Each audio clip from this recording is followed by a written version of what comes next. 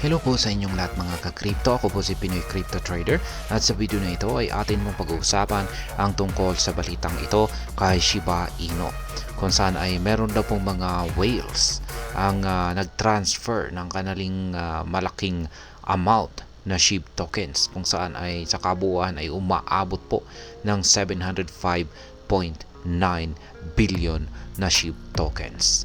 At ito po ay palabas, galing po ito sa mga exchanges.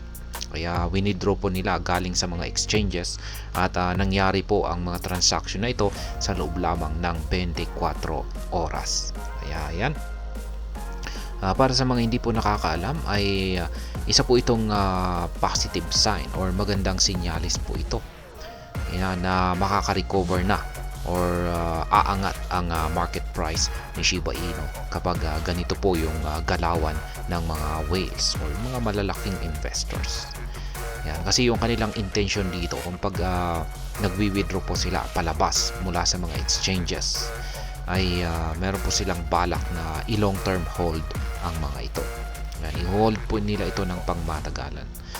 Pero yung nakakatakot po rito ay kung pag nagdi-deposit po sila sa mga exchanges. Kasi yung pag nagdi-deposit po sila sa mga exchanges ay meron po silang intensyon na ibenta ang mga ito or i-dump ang mga ito. At syempre sa kadalasan, dahil sa sobrang laki ng kanilang mga binebenta or dinadump na amount ng SHIB tokens, ay magdudulot po ito ng selling pressure. Kaya babagsak ang presyo ni Shiba Inu. Pero ayan pong muli, yung kaganapan po rito ay yan yung nagwi-withdraw po sila sa mga exchanges papunta sa kanilang mga wallets, mga private wallets para i-store ito ng pangmatagalan. Kaya yan po ay isang positibo or positive sign. At bago po tayo magpatuloy ay nais ko lamang po munang bigyang linaw ang aking disclaimer kung saan ang nilalaman po ng video na ito ay hindi po ito isang financial advice. For education and information purposes lamang po ang layunin nito. Maliban po dito ay nais ko na rin pong magbigay babala na wala pong kahit anumang group chat ang Pinoy Crypto Trader. At ayan, ang sabi po rito ay whale addresses move 705.9 billion Shiba Inu worth over $16.5 million out of crypto exchange platforms in a 24-hour time frame. Kaya ayan, bakit kaya parang magkakakilala ang mga whales na ito? Mga malamang ay nag-usap-usap po siguro sila. Kasi pare-pareho pong time frame. Or baka naman ay baka iisang tao lamang ito na sobrang yaman. Kaya ayan, yung mga whale addresses na ito ay nag-transact po sila kung saan ay winidraw po nila ang kanilang 705.9 billion amount ng Shiba Inu. Yan, na nagkakalaga po ng $16.5 million palabas sa mga crypto exchanges at kanila po itong isinagawa lamang sa loob ng 24 oras.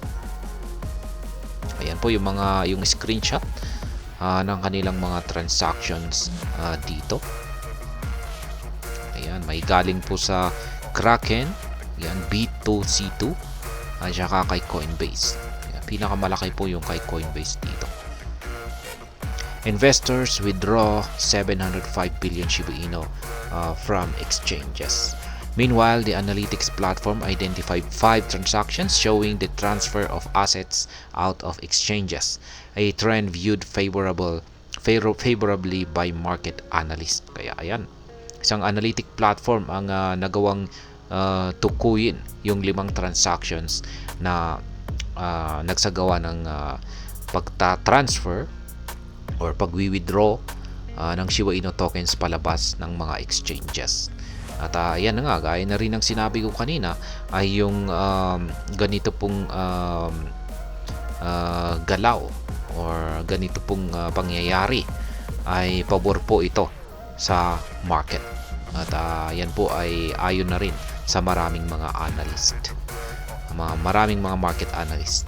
This pattern signals investors' commitment to retaining their tokens on self-custodial solutions, thereby mitigating selling pressures. Yan na rin yung sinabi ko kanina. na pag ang balak po ng mga ah, balak po ng mga nagmamay-ari o yung mga whales, Shiba Inu whales, ay wini-withdraw po nila palabas ng mga exchanges yung kanilang tokens, yung kanilang SHIB tokens, para syempre itago ito ng safe or ligtas sa kanilang mga private wallets. At dahil dito ay mas maiiwasan na magkaroon po ng selling pressure, kasi dahil dyan ay kung pag nailagay po nila yan sa kanilang mga private wallets ay wala po silang balak or intensyon na ibenta or bawasan ito. The largest of these exchange outflows involved the movement of $343.5 billion, valued at a whooping $7.92 million out of Coinbase hot wallet. Kaya yan po yung pinakamalaki sa lahat. Yan, nandito po yan sa screenshot. Ayan, 343.5 na nagkakalaga po yan ng $7.92 million base sa kasalukuyang halaga ni Shiba Inu ngayon. Arkham Intelligence also spotlighted two large whale movements out of crypto trading platform and market maker B2C2 Group. Ayan na rin ang Arkham Intelligence platform. Ay ito na rin pong nakita na rin po niya yung or nahuli na rin po niya yung dalawang malaking transaction ng mga Shiba Inu whales. Ayan, kung saan sila ay nag-transact. Ayan, kung saan sila ay nag-withdraw sa isang crypto trading platform at market maker na B2C2. Ayan, dalawa po yung transactions na ito. Yung mas malaki ay nagkakalaga po ng 100 billion na amount ng Shiba Inu tokens. At yan po ay may katumbas na $2.31 million na halaga. Yung isang transaction naman ay nasa 88.1 billion na amount ng SHIB tokens, at ito po ay kanilang trinansack or inilipat papunta sa Robinhood platform. Yan, ito na rin yung isa pang platform na si Kraken, kung saan ay nakaranas na rin po siya ng dalawang malaking whale outflows. Yan, yung una ay nagkakalaga po ng 87.4 billion Shiba Inu tokens ang na-withdraw sa kanya, at yan po ay may katumbas na $2 million. At yung isa naman po ay yung pangalawang transaction po dito kay Kraken ay na umaabot po sa 86.7 billion na amount ng SHIB tokens ang na-withdraw, na nagkakalaga naman po ng $1.99 million. Kaya ayan, the latest exchange withdrawals come up when Shiba Inu is pushing to recover the latest losses. Kaya ayan, yung mga exchanges daw po na ito, na yung mga naganap daw po na withdrawal sa mga exchanges na ito ay naganap po nung nag-uumpisa ng makarecover itong si Shiba Inu mula sa kanyang naranasang pagpagsak. At ayan, hanggang dito na lamang po tayo sa video na ito mga ka-crypto. Sana po ay inyong nagustuhan ang aking paliwanag sa video na ito. Kung inyo po itong nagustuhan ay pag-click lamang po ang like button nito. Para naman po sa mga bago lamang dito, kayo po ay aking inaanyayahan para mag-subscribe. Pag-click na rin po ang bell icon nito, dahil ito po ang siya magsisilbing notification nito sa mga bago kong videos na akin pong ina-upload sa aking YouTube channel na ito.